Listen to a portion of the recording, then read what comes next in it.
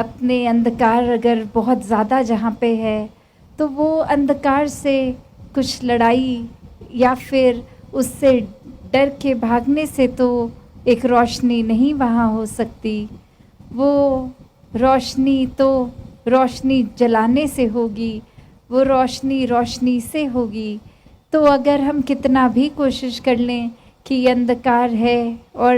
मन पे हावी हो रहा है, डर रहे हैं, एक हम अपने और उलझनों में फंस रहे हैं, तो इससे भागने के लिए नहीं, ये प्रकाश जब हो जाएगा तो फिर अपने आप ही अंधेरा दूर हो जाएगा। और वही भाव हर एक के कि ये परमात्मा तो हर समय हर जगह उपस्थित है। सिर्फ ये नज़र, ये एहसास, ये ब्रह्म ज्ञान द्वारा कि कैसे हर समय इस परमात्मा को देख सकें।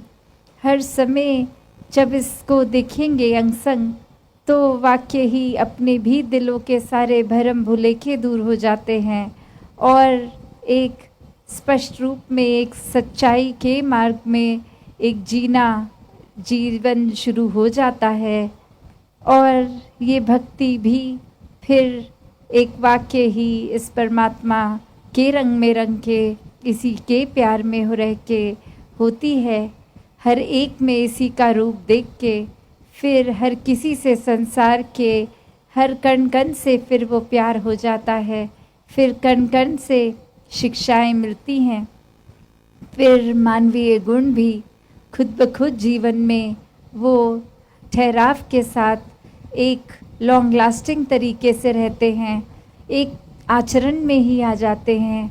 एक उस रूप में नहीं कि थोड़ी देर है, थोड़ी देर स्वभाव में नहीं तो आएगा नहीं वो गुण ज़्यादा देर तक। पर जब इस परमात्मा के प्यार में होते हैं तो खुद को ही मन ऐसे मोल्ड हो जाता है, कर लेता है कि अब ये स्थान दिल का इस परमात्मा के लिए ही है और किसी चीज़ के लिए फिर वो जगह नहीं रहती। और जितनी जगह और ये वैर द्वेष अहंकार इत्यादि की हम मन से हटाएंगे उतना ज़्यादा परमात्मा फिर इस मन में ठहरता है। ये जीवन में फिर हर किसी को हम एक प्यार की दृष्टि से देखते हैं, एक दिल से दिल तक। फिर वो पुल वाली बात कि ये दिल से दिल तक प्यार पहुंचता है। एक मन की किसी भी नफ़रत रूप या कोई और रूप की ये दीवारें नहीं हैं जो एक दिल से प्यार निकला और दूसरे तक पहुंचने से रोके। एक हमारी अपनी भी दीवारें जो अपने मन के अंग संग हमने बनाई हैं वो भी इस निराकार के एहसास से जहाँ टूटती हैं, एक क्लैरिटी से जीवन हम जी सकते हैं हर एक से प्यार करते हुए। और वहीं दूसरे के दिल तक भी अगर कोई एक रुकावट है दीवार रूप, और कैसे फिर दिल से दिल तक वो प्यार पहुंचता है, एक पुल बन जाते हैं दीवारें, एक नाकामयाब हो जाती हैं वहाँ। और अगर हम उसी रास्ते रहेंगे, अगर हम वाकई ही एक असली मनुष्य को वैसा जीवन जिएंगे तो ही एक मानव रूप हमारा एक मुकम्मल जीवन होगा, एक ये मुबारकबाद जीवन होगा। वरना तो जैसे एक शायर ने भी कहा कि साथ बैठोगे तो बताएंगे तकलीफ़ क्या है, वरना दूर से पूछोगे तो खैरियत ही कहेंगे। तो कैसे एक जीवन में अगर हम सोचें कि एक बहुत ही अक्सर ये एक रूप ही बन गया है कि किसी को देखते हैं और सबसे पहले हम पूछ तो लेते हैं कैसे हैं आप, और आगे से भी उत्तर हमें पता होता है कि यही आता है कि ठीक है एकदम।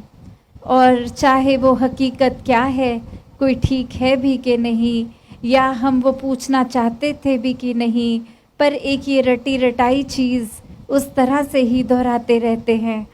तो एक भाव उसमें भी कि जब ये दिल ने पूछना ही नहीं चाहा कि कोई सामने वाला कैसा है, एक सिर्फ ये फॉर्मेलिटी एक अदा कर दी, एक ये कार्य की तरह, एक ये शिष्टाचार की तरह पूछ लिया,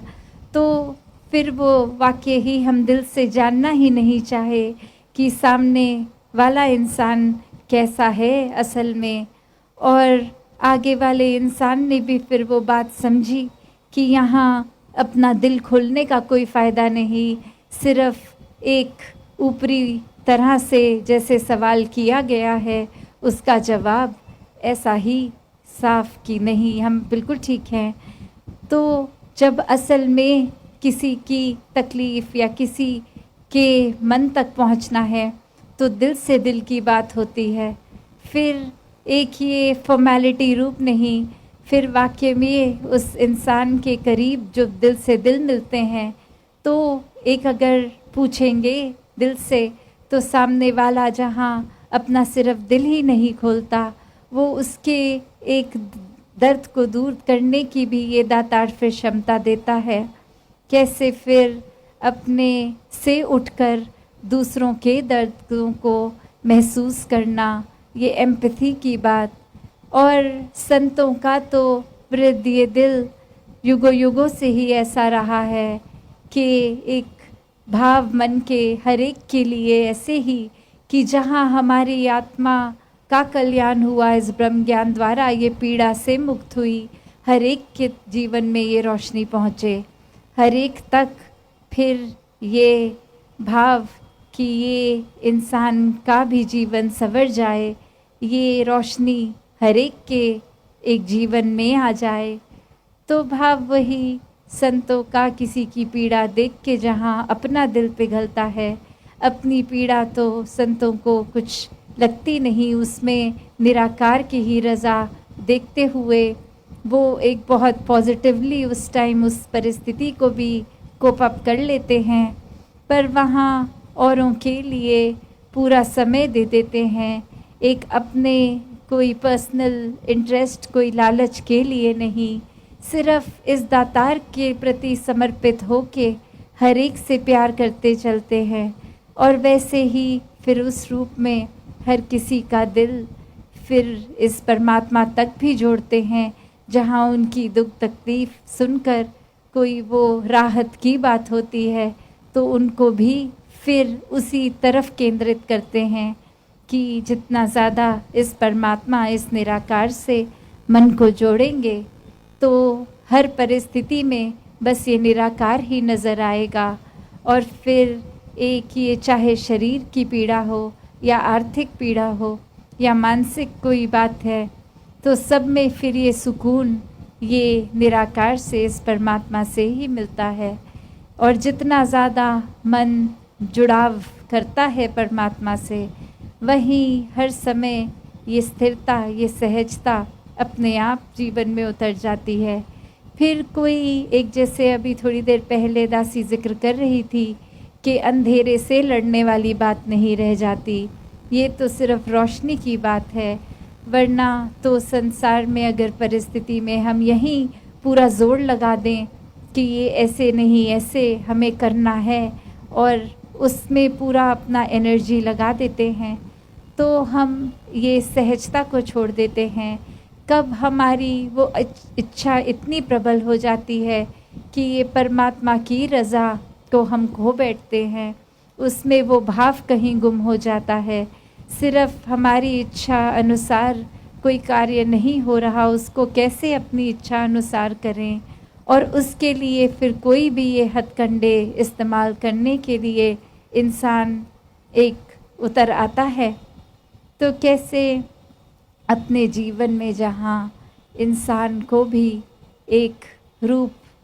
इंसानियत का रखना है, एक दूसरे से जहाँ वाक़ई ही प्यार करना है, तो ही हर पल एक परोपकारी